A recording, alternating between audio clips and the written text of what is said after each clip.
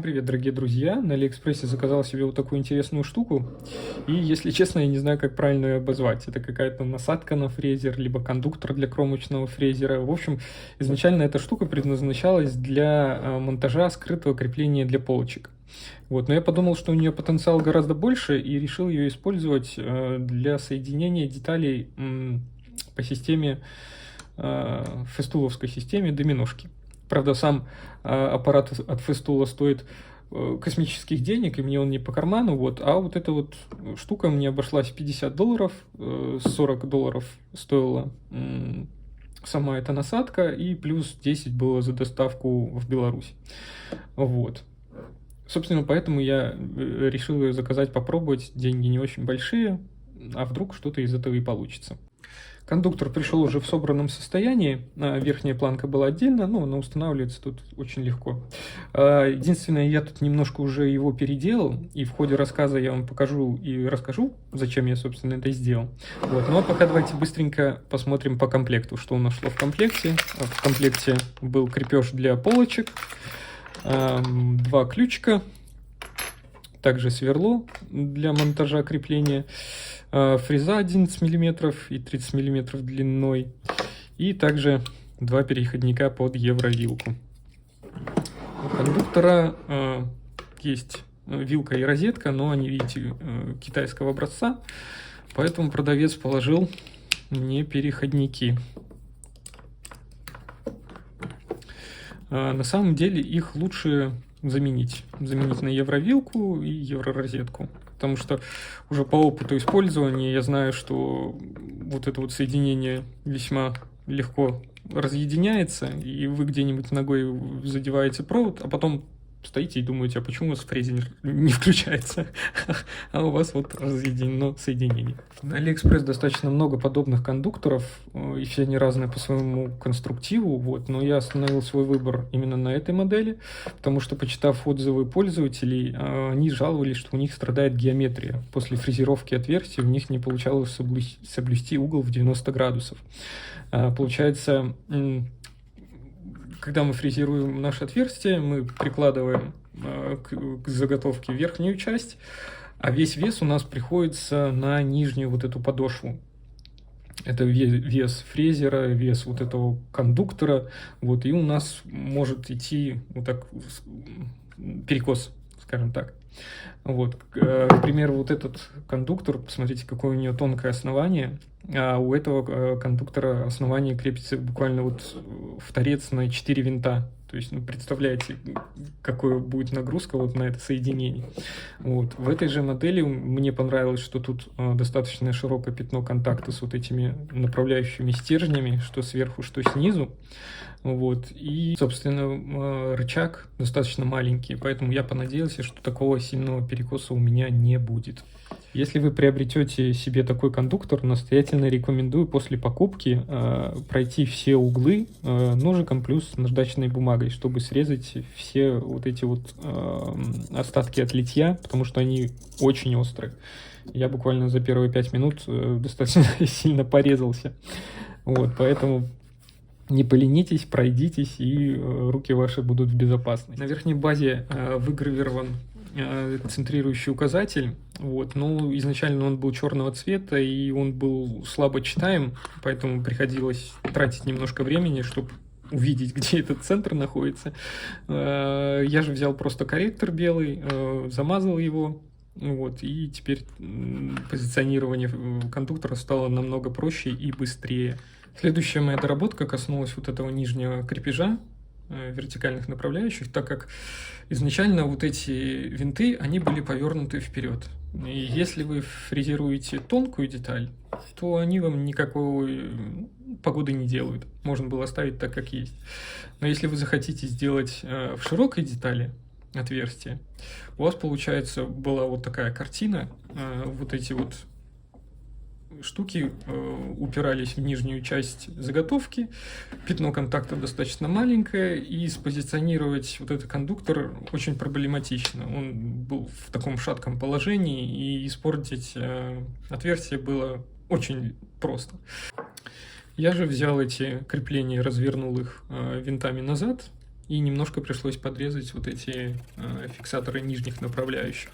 Но нижний направляющий у нас фиксируется на 2 винта, один спереди, второй сзади, вот, и крепление никак не пострадало, то есть ничего не разболталось, вот, и сверху я добавил еще 2 вот такие вот планочки, и у меня зато получилось идеальный угол в 90 градусов. И после доработок я уже смогу соединять детали как в плоскости, так и под углом в 90 градусов. К сожалению, ничего не придумал, как сделать отверстие где-нибудь вот в центре заготовки. Ну, функционал все-таки ограничен. Фрезер у нас фиксируется на 4 винта. При помощи ключа затянули, и все. Затягивайте без фанатизма, потому что основание все-таки у нас из пластика и может треснуть. Так, фрезер фиксируется очень надежно, никуда он у вас не убежит. Я выбрал такое положение фиксации, чтобы у меня кнопка была вверх, регулятор оборотов тоже вверх, ну и плюс кабель смотрит вниз и не путается под руками.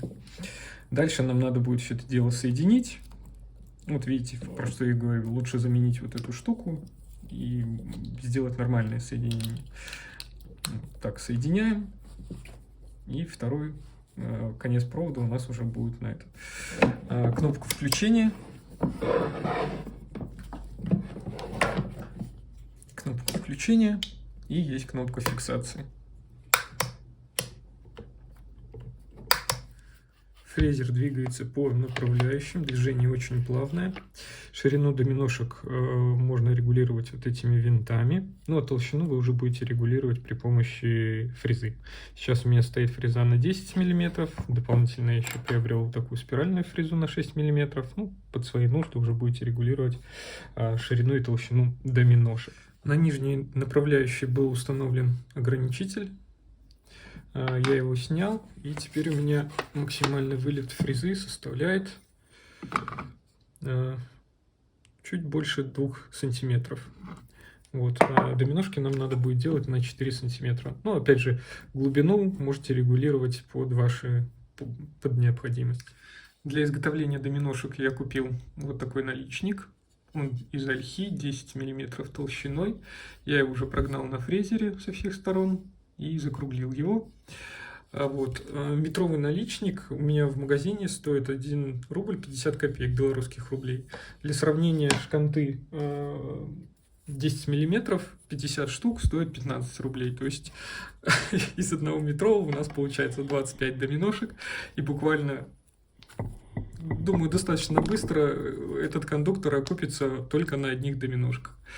Делал вот такие доминошки, снимал фаску дополнительно, чтобы они легче входили.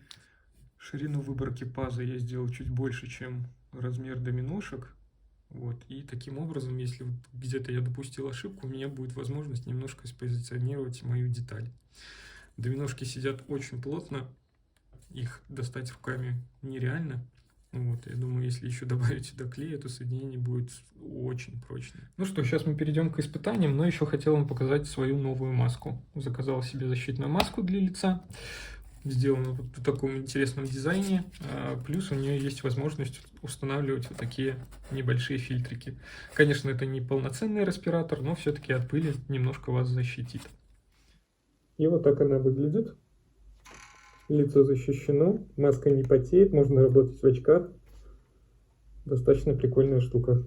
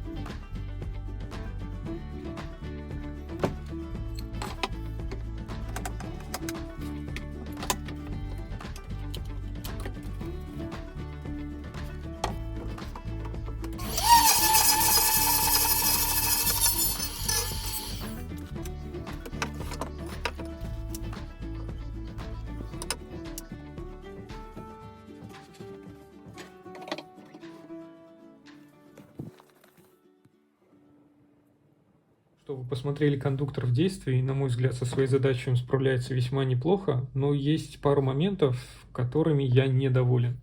Во-первых, это ужасное пылеудаление. То есть вы видели, как во все стороны летят опилки. Я вот сейчас очень доволен, то, что я еще взял эту маску, потому что, ну, пылесос тут негде его просто подключить, и поэтому опилки везде. Следующий минус то, что нет никакой шкалы регулировки там, высоты и глубины погружения фрезы. То есть все регулировки вам придется делать исключительно на глаз. Подбирать высоту, центрировать это все. Если у вас достаточно много однотипных отверстий надо сделать, да, одинаковых, и вы один раз выставили, и все, и пошли там фрезеровать. То есть это ладно, да, потратить там какое-то время, настроить и потом работать. Но если же вам тут надо будет сделать 2 сантиметра, там 1, там еще что-нибудь, то постоянно вот подстройка, она, конечно, будет отнимать у вас дополнительное время. Так, ну и что, еще один момент, не могу вам не показать. Это я уже заметил чуть позже. У меня лопнула одна направляющая. Точнее, она уже пришла лопнутая. Они просто очень глубоко загнали вот этот вот подшипник. Вот, и вот эта направляющая лопнула. На функционал оно никак не влияет. Но я открыл спор на Алиэкспрессе, и вот на момент записи видео продавец согласился с моими претензиями и вернет мне $5. Вот, мелочь, а приятно. Ну что, друзья, надеюсь, обзор вам был полезен. Ссылки, как всегда, я оставлю в описании под видео. Если вдруг захотите приобрести себе такой же кондуктор, можете перейти и ознакомиться. Но на этом буду с вами прощаться. Всем спасибо за просмотр. Ставьте палец вверх, пишите свои комментарии, постараюсь всем ответить. Ну а с вами увидимся в новом видео. Всем спасибо. Всем пока.